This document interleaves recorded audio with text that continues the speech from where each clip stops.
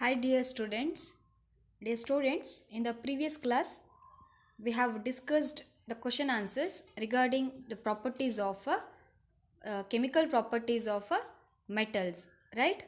So today let's discuss about the reaction between metals and non-metals. Okay? Yes. So before I proceed further, let me explain about the reactivity series once again. Dear students, here you can see hydrogen element. The metals which are above hydrogen in the reactivity series, they are the more reactive than hydrogen. And the metals which are below the hydrogen level, then those metals are less reactive than hydrogen. Cleared? Okay. Now, here is a trick to remember the reactivity series. Very simple it is.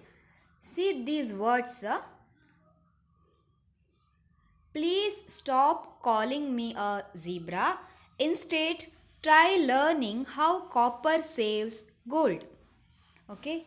Here please, the first letter all indicates the name of metals.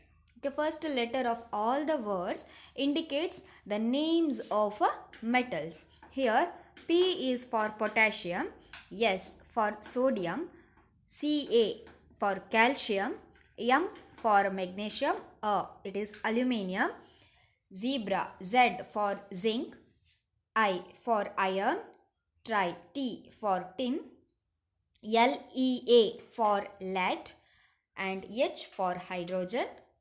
Copper, it is copper as it is. S for silver, and gold is a gold. So what is the sentence? Please stop calling me a zebra. Instead, try learning how copper saves gold. Okay, if you remember, if you are able to remember these words, the sentence, you can easily remember the names of metal according to its reactivity series. Okay, now let's start a lesson. See, you have learnt about electronic configuration in the class 9th, isn't it? So you have studied about the Bohr's atomic structure, and that structure, it tells about the arrangement of electrons in a different shells, isn't it? Bohr's, his atomic structure has different shells, and the center of the different shells consists a nucleus, and each cell has a maximum number of electrons occupied in it, isn't it? For example, the first shell, that is K, it can occupy the 2 electron, and L shell, the maximum is 8 electrons, then M, it is 18. So it is mainly based on the rule 2n square. So n is nothing but the number of shells in that structure. Okay, and based on that, mainly the elements are classified into 3, that is noble gas, metals, and non-metals. So if you see a periodic table, the last group, that is 18th group, that column consists only of noble gases, isn't it? Why it is kept separate in that periodic table? Because they are least reactive elements, means they will not react with other elements. Why? Because they already attained a stable state. Now what do you mean by the stability? Stable, that means there, if you observe the outermost shells of all these element, it is a completely filled with the electron. For example, helium, its atomic number is 2, means 2 electrons, and this is called duplet. Similarly, the neon outer shell consists 8 octet structures. So all these gained the octet structure. Okay, so now noble gases are also called as inert gases because they do not react with other elements. So similarly, in your class also, some students are isolated, right? Reserved. They do not mingle with others, and they don't talk, they don't share their feelings. Similarly, these noble gases, they are called inert gases. But unlike noble gases, these metals and non-metals, they react with each other and they attain its octet structure. So how they attains the stability then? Okay, let's discuss now. Consider sodium atom. Sodium has its atomic number is 11. So how do we write its electronic configuration? It is 2, 8, 1. That means K shell occupies 2 electron and L shell occupies 8, but M shell consists only 1 electron. So it is not a octet structure, right? To become octet, either it loses 1 electron or it should gain 7 electron, right? Clear? Okay, see here here is a structure of a sodium atom. Its outermost shell consists of 1 electron. What happens is it easily loses 1 electron. It's 1 electron and it becomes octet. Clear? But initially the number of proton is how much it was? It was 11 proton and electron were also 11. But after donating 1 electron, the proton remains same, but the electron is reduced to 10. Okay, it lost its 1 electron. So when they loses the electron, they'll get the charge, and that is positive charge. Okay, and now this is called ion. Okay, sodium atom, it became sodium ion by donating 1 electron to the other elements. Okay, so it becomes ion and it is now it became positively charged ion. Similarly, let's see the formation of a chlorine. So chlorine is what? Non-metal. Sodium is metal. Now chlorine has the 7 electron in its outermost shell. Okay, so what is the electronic configuration? It is 2, 8, 7. So its atomic number is what? 17. Okay, so this is the electronic configuration. So outermost shell consists how many electrons here? 7 electrons. So how it attains stable? Either it should receive 1 electron from other element or it should loses all the 7 electrons. So instead of losing all the 7 electrons, it easily gains the 1 electron from other element and it becomes stable. Clear? And after gaining 1 electron, here the number of electron is increased, right, by 1, but the proton remains 17. Okay, so the electrons are more than protons, so it gains the negative charge. Okay, it becomes negatively charged ion. Chlorine atom becomes negatively charged ion. Clear? Okay, so what are ions?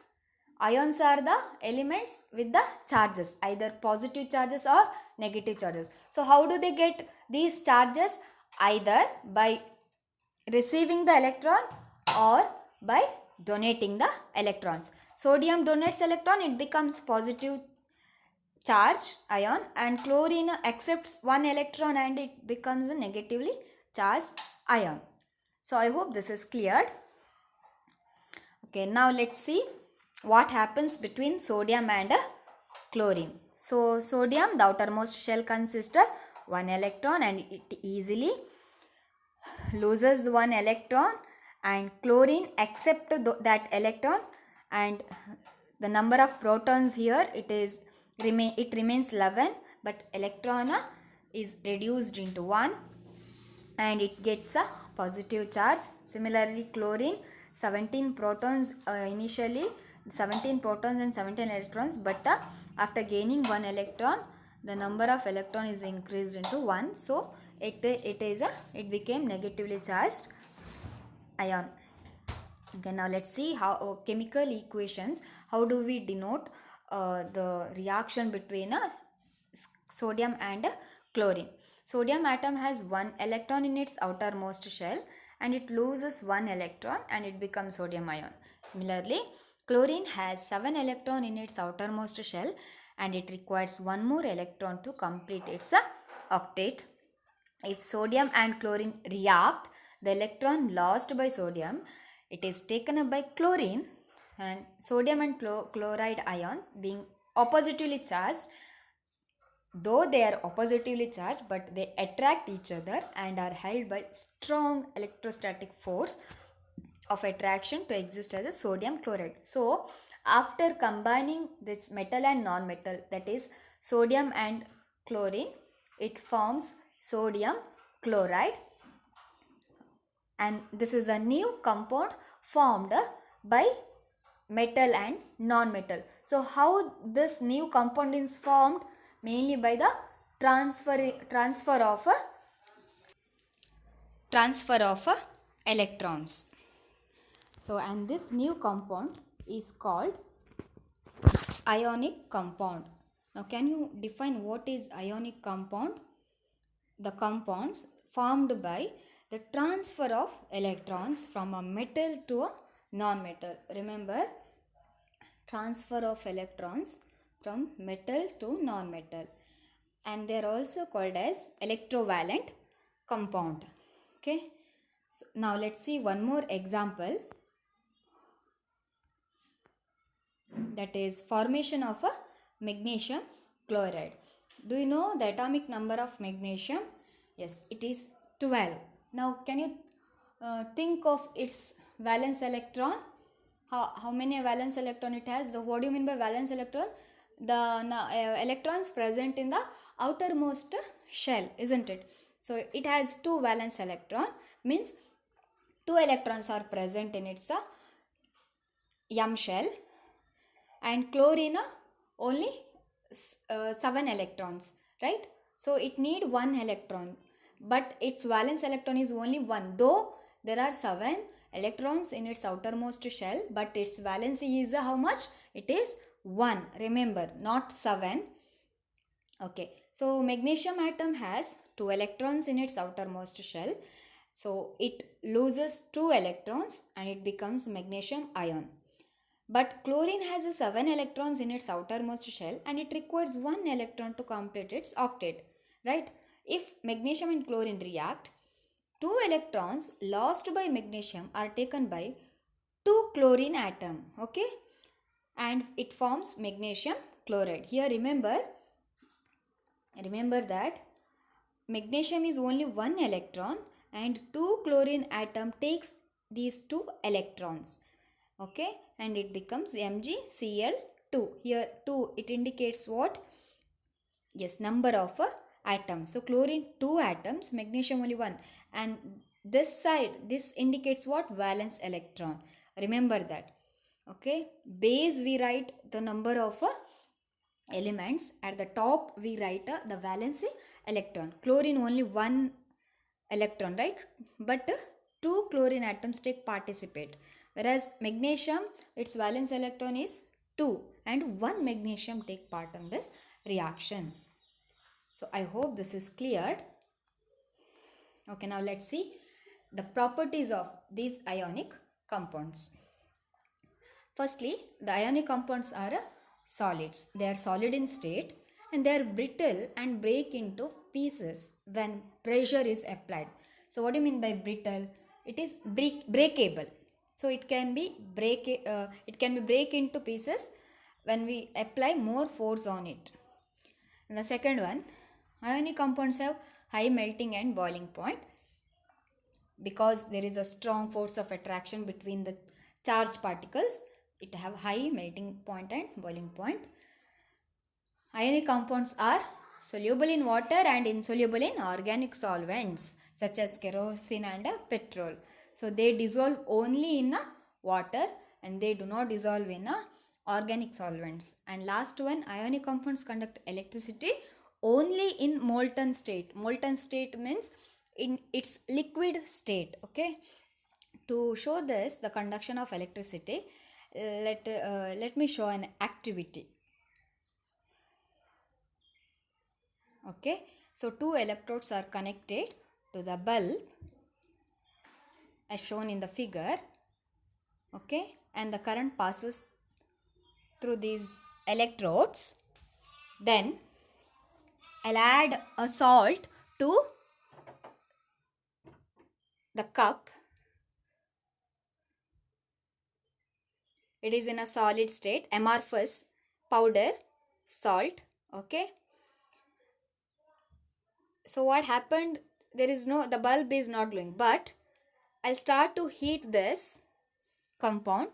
Slowly it changes into its liquid form.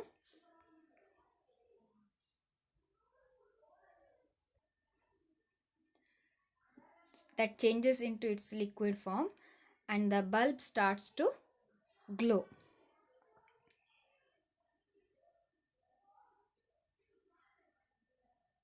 So this indicates what? Ionic compounds conducts electricity only in its liquid state. Clear? Do you know the reason? Because in liquid state, the charged particles, that is positive and negative charged particles, they'll move freely in the liquid state, but in a solid state, all these charged particles are fixed. They do not move, so they do not conduct electricity. This is all about today's class. Now let's discuss the question answers. So these questions are from exercise part. Aluminium is, I'll read the question now. Aluminium is highly reactive metal, yet it is used to make utensils for cooking. That means you can see in the reactivity series, aluminium, it is high reactive metal, still it is used for cooking purpose. Why? Okay, mainly because of it is resistant to corrosion. It do not corrode easily. Why? Because aluminium react with oxygen present in air and to form a thin layer of aluminium oxide. Already it reacts with the oxygen which is present in atmosphere, and further this oxide layer is very stable and it prevents the reaction of aluminium with the oxygen, and also it is light in weight and good conductor of heat, hence it is used to make cooking utensils. The next one, you must have seen tarnished copper vessels being cleaned with the lemon or tamarind juice. Explain why these sour substances are effective in cleaning the vessels. So, copper react with moist carbon dioxide in air. So, air consists of different gases, right? Carbon dioxide is also present in air. So, what happens when copper reacts with this carbon dioxide? It forms copper carbonate. Okay, and this copper carbonate, it is basic in nature and it easily loses its shiny brown surface, and when we clean this copper vessel with the citric acid is present in lemon or tamarind, what happens is that acid neutralizes the basic property of a copper and it dissolves the layer. So that's what tarnished copper vessels are cleaned with the lemon or tamarind juice to give the surface of the copper vessel its characteristics luster. The next one, a man went door to door posing as a goldsmith and he promised to bring back the glitter of old and dull gold ornaments.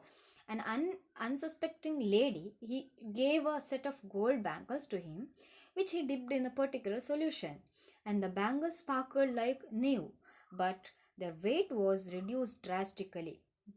The lady was upset, but after a futile argument, the man beat a hasty retreat. Can you play the detective to find out the nature of the solution he had used? Do you know which solution is used? It is aqua regia. Okay, aqua regia. That solution consists a mixture of concentrated HCl and a concentrated HNO3. See here you see that solution, but HCl and HNO3 is mixed in 3:1 ratio proportion. Okay, so what happens is it is a fuming and highly corrosive liquid and it dissolves gold in it.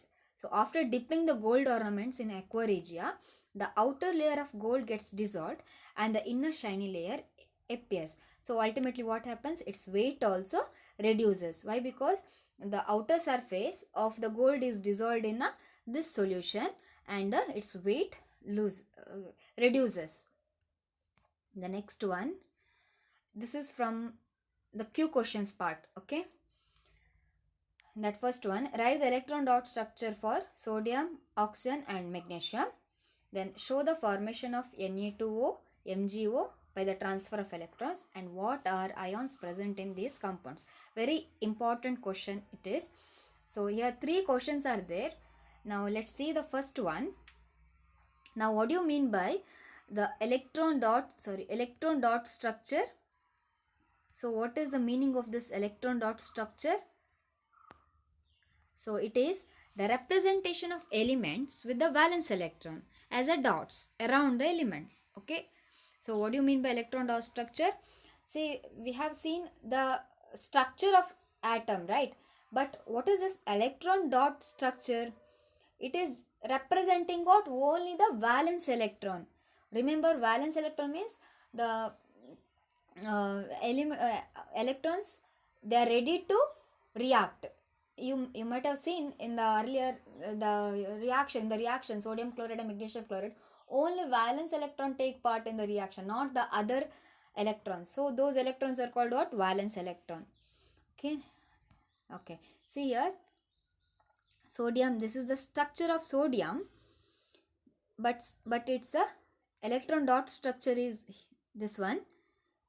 So its valency is only 1 electron and it is denoted by dot. Okay, remember.